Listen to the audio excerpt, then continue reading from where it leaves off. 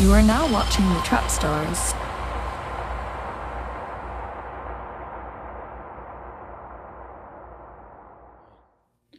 Shout out to Chief Sister Princess Elisha joining us in the building. Praise the Lord. She says, where does the Bible talk about tithing 10%? So I'll start from the bottom up. What I mean by the bottom up is I will deal with the word itself first and then go to scriptures. Hi, Right? Princess. Hi, Layla. Love you. All praises. Shout out to granddaughter. I've been saying the other one's name right? Mila? Yep. Okay, all praises to the Most High. So, please, nobody get into it with me as far as pronunciation, enunciation, none of that. Okay? Thank you. Moving forward. So you have two Hebrew words that is used for the word tithe, right? Strong's H4643, Strong's H6237, right? Some people may pronounce this Masir or Myshar, whatever, right? Or Isar or Sar, however you want to pronounce it, right? It doesn't matter to me. You have a noun, you have a verb. So you have the thing and you have the action. Let's go to the action first. 1 yes, 2 no. Are you with me so far? Or is everybody with me so far? So the actual word Masar or Isar, Asar, however you want to pronounce it, is to tithe, take the 10th part of, give a tithe, take a tithe. To tithe, to give a tithe, to take a tithe. This is the actual action, right?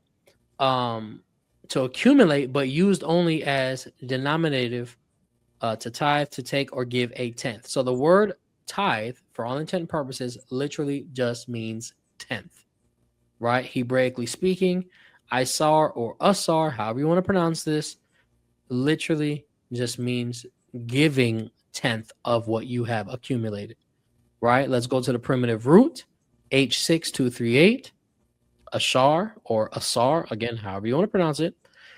To become or become rich or wealthy, enrich, pretend to be rich, to become or become rich, to make rich, to gain riches, to enrich oneself, pretend to be rich. To accumulate, chiefly to grow, causatively, make rich, become, make self, wax rich, right? So we see that tithing is correlated or has a correlation with monetary wealth, all right? And the action of giving an accumulative percentage of that thing. All right, 1 yes, 2 no's. Everybody walking with me still so far. Let's now go to the noun. Strong's H46. Whoops, didn't mean to do that. I meant to create a whole nother tab. 1 second. Strong's H4643. That is the noun. The biblical usage is 10th part, tithe, payment of a 10th part. This is the thing itself. So again, pronunciation in plural, feminine, masarar, a 10th, especially a tithe, 10th, tithing. Let's go to the primitive. It says comes from Strong's H6240, which again, 10, teen, in combination with other numbers, used only in combination to make the numbers chapter 11, verse 19. So this is when the number 10 itself is combined with others, which is where you get like teen numbers, or like it said, 11 through 19. This is the thing itself, the numerical value. Going back further, it literally means 10 with other numbers. Going back further to the etymology, 6237, still to tithe. And notice it got right back to Asar. So it went from the noun, the thing, to the action, right, of giving the 10th. All right, 1 yes, 2 no's. Everybody still with me so far? All right, then we have the Greek words, which is all this basically the same thing. They have verbs, adjectives, of two verbs and an adjective, right? An adjective is describing the verb or the action taking place. And notice it all has to do with paying a tithe, paying a 10%, right? So now let's go to the verses the Bible verses where this word is used. We have Leviticus chapter 27, verse 30. And it says, and all the tithe of the land, whether of the seed of the land or of the fruit of the tree, is the Lord's. It is holy unto the Lord. Leviticus chapter 27, verse 32. And concerning the tithe of the herd or of the flock, even of whatsoever passes under the rod, the tenth shall be holy unto the Lord. So we see the word tithe and we see the word tenth. This would be a good comparative Bible verse. Let's go to Leviticus chapter 27, verse 32, and look at the Hebrew. Okay. I'm going to zoom out just a little bit. Okay. Right here, we see tithe, right? Remember that Strong's H4643. This is the noun. This is the actual thing, right? And then we see tenth with the root word asar, right? We see the I, the sha, the ra, right? Or however you want to pronounce it. All right. This would be the action. You understand? So we see both words being translated differently, identifying the thing versus the action. All right. That was Leviticus chapter 27 and verse 32. We're going to go back to the other verses.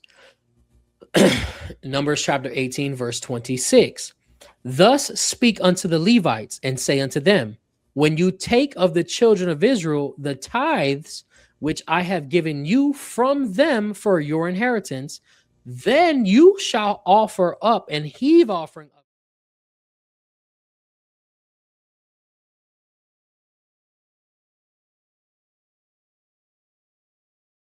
Heave offering of it for the Lord, even a tenth part of the tithe. So this is how it went in the nation of Israel, right? Even before the temple, when we simply had the tabernacle in the wilderness, before Solomon ever built the temple, even during David's time, this is how it would go. The nation of Israel would give the Levites who worked in the temple a tenth of what they had. So it would go nation of Israel's 10% to the Levites who worked in the temple, right? That 10% goes to them. Then the Levites who worked in the temple would give 10% of what was given to them to the Lord, to the temple, the high priest, etc. So the Levites who worked in the temple, who were not identified as priests, had to give 10% of the 10%. That's where you get the storehouse. That's where you get the money and things that would take care of the poor and the widow. All right. 1 yes, 2 no's. Everybody's still walking with me so far.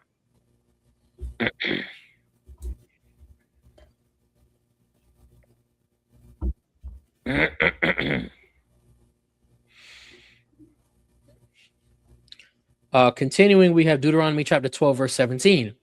Thou mayest not eat within thy gates the tithe of thy corn, or of thy wine, or of thy oil, or the firstlings of thy herds, or of thy flock, nor any of thy vows which thou vowest, nor thy freewill offerings or heave offering of thine hand. Let's go to Deuteronomy 12 and 17, just to emphasize it further.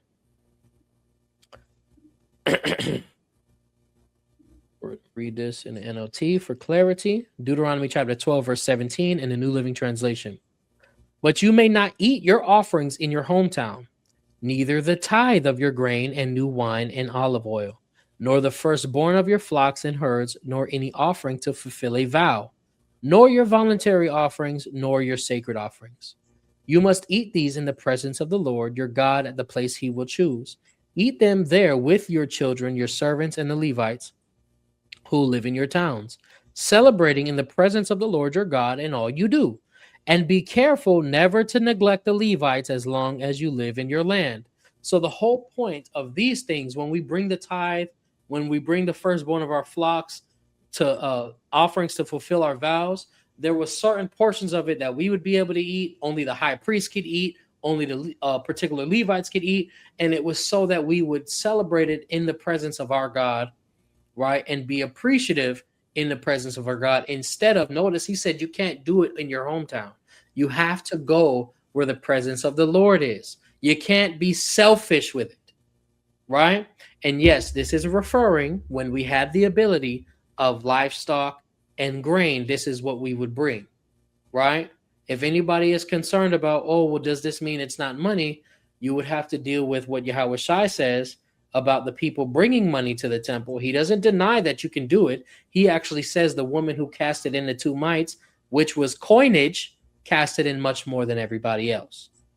All right? 1 yes, 2 no. Is everybody still following along with me? We're going to continue with the other Bible verses we see this word used in. Deuteronomy chapter 14, verse 22. Thou shalt truly tithe all the increase of thy seed, that the field brings forth year by year. So you had yearly tithing, right? Because, of course, dealing agriculturally, every 2 weeks, grains and fruits and, you know what I'm saying? Unless you got some super trees and you're always in the right season, it was not yielding that way, especially during the winter time. You know, it wasn't yielding that same way. Then you also have the time of Jubilee, the time in which, like, every 6 years, on the 7th year, we weren't able to pull the things at all. We had to make sure we still had what was expected of us to bring to the temple, etc. Right? Continuing, Deuteronomy chapter 14, verse 23. And thou shalt eat before the Lord thy God in the place which he shall choose to place his name there, the tithe of thy corn, of thy wine, and of thine oil, and the firstling of thy herd and of thy flocks, that thou mayest learn to fear the Lord thy God always. So this was also a part of learning to fear God. Verse 28 in the same chapter. At the end of 3 years, thou shalt bring forth all the tithe of thine increase the same year, and shall lay it up within thy gates. So there was different reasons as far as giving particular portions, etc., and where it would go, and what the purpose of it being used for is. As far as modern day time, we do not have a temple, right? We do not have an acting high priest. You understand? So what we perceive to be tithing today is basically, what's the best word? A supplement of these laws, right? None of us have cattle. None of us are growing corn and harvesting olive oil. So the increase that we do have is the increase that we get from our paychecks or any monetary thing that we receive, right? What was something else that I was going to say? Oh, we also see Paul tells, I forgot who it was. I want to say it was Timothy. He mentions double honors, right? This will be the last thing I go into, unless someone else needs further clarification. Double honors. Oh man, you know what verse that is? Sure, GMS would know. 1 Timothy 5:17. All right. 1 Timothy chapter 5 and verse 17. In the KJV, it says, let the elders that rule well be counted worthy of double honors, especially they who labor in the word and doctrine. When you read this particular verse in different Bible versions, like the NLT, it says, elders who do their work well should be respected and paid well. Let the elders who rule well be counted worthy of double honor. The NIV says, the elders who direct the affairs of the church well are worthy of double honor. The ESV, double honor. The CSB, double honor. The footnote says respect and remuneration. They all pretty much say double honor, and then the AMP emphasizes and says financial support. When we go into the Greek word of counted worthy of double honor, right? So it's Strong's G1362. It says twofold and double, right? And then the honor, Strong's G5092, a valuing by which the price is fixed of the price itself, of the price paid or received for a person or thing bought or sold, honor which belongs or is shown to one, of the honor which one has by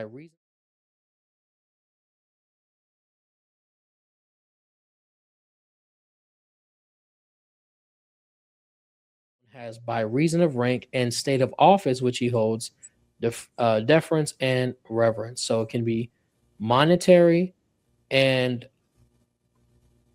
action, like how you treat the person. And this is what Paul was telling Timothy. You understand? Right?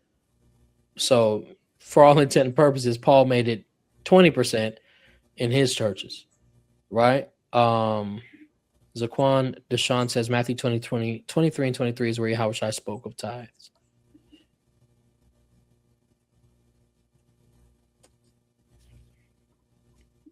That's one place where he spoke of it.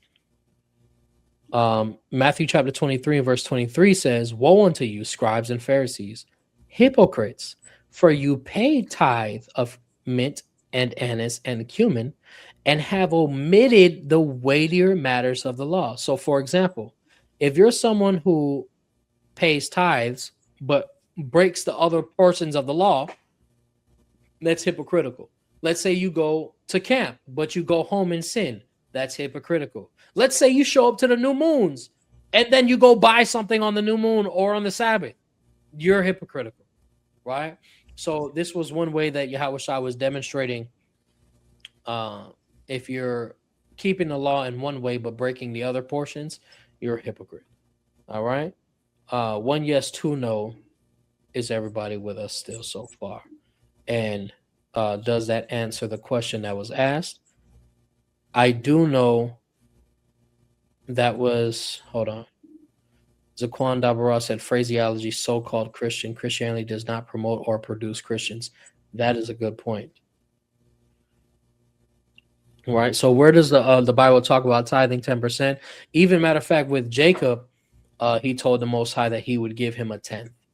Right. So that was before that there was even a codified law. It's basically just giving the Most High his portion.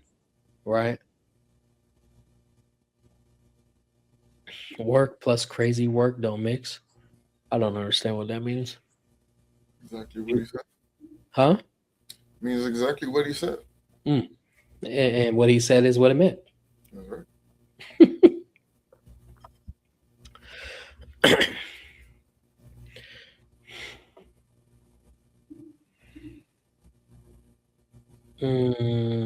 So,